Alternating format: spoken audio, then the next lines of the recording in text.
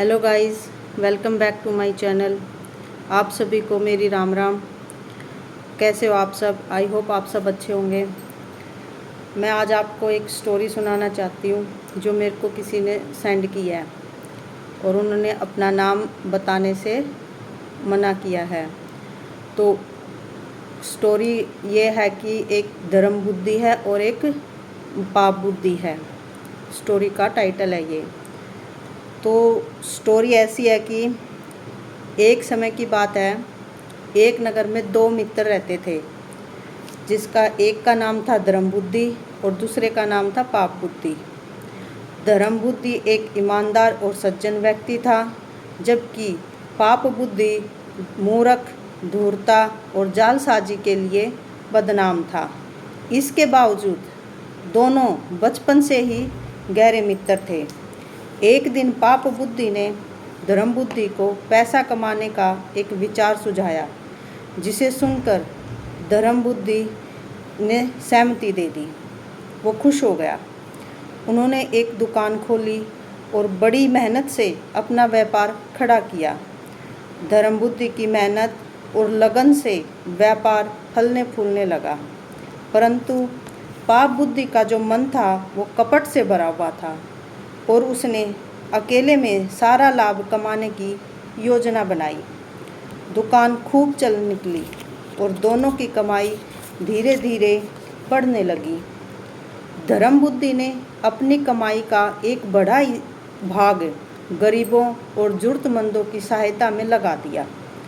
आदर और सम्मान उसके कदम चूमने लगे, परंतु पाप बुद्धि को यह सब नहीं भाता। उसको यह सब अच्छा नहीं लगता था। एक रात पाप बुद्धि ने धर्म बुद्धि से कहा, मित्र, हमने बहुत धन कमा लिया है, अब क्यों ना हम इसे किसी सुरक्षित स्थान पर छिपा दें। धर्म बुद्धि सहमत हो गया और दोनों ने मिलकर धन को एक पेड़ के नीचे खड्डा करके उसके अंदर छुपा दिया। कुछ समय बाद पाप बुद्धि ने धन को चुराने की योजना बनाई और एक रात चोरी छुपे धन निकाल लिया।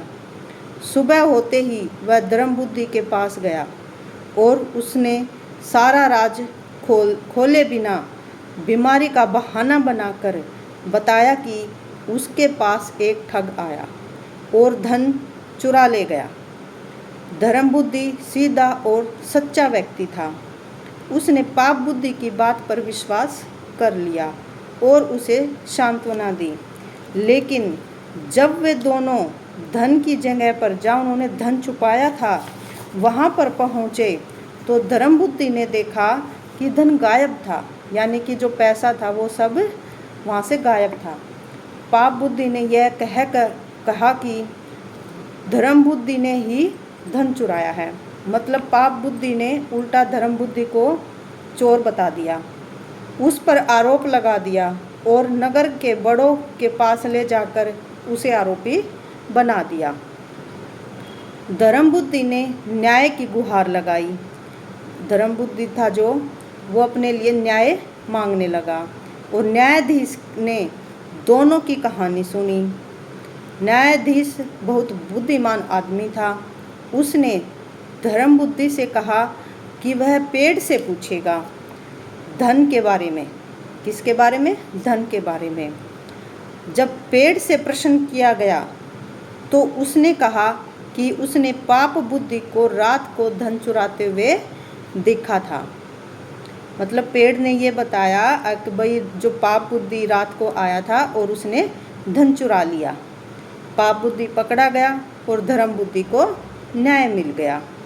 न्यायाधीश ने पाप बुद्धि को सजा दी और धर्म बुद्धि को सारा धन वापस मिल गया। इस घटना ने नगर के लोगों को यह पाठ सिखाया कि बुराई का अंत बुरा होता है और सच्चाई की जीत हमेशा होती है।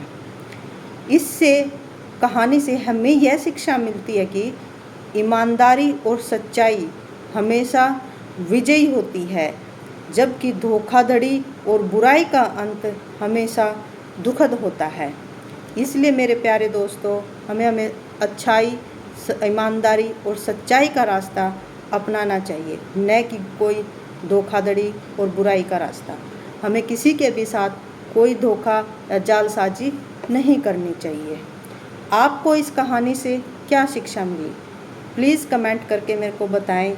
आगे आप और इस तरह की कहानी सुनना चाहते हैं तो वो भी मुझे कमेंट करें। अगर आपके पास कोई कहानी है, कोई आप चाहते हो कि भी मैं अपनी ऑडियंस को वो कहानी सुनाऊं, तो आप मुझे सेंड कर सकते हो।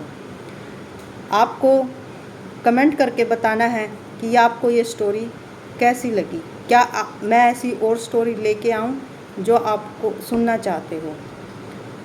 आप कमेंट में मेरे को बताना कि आपको इस कहानी से क्या शिक्षा मिली। जय हिंद, जय भारत।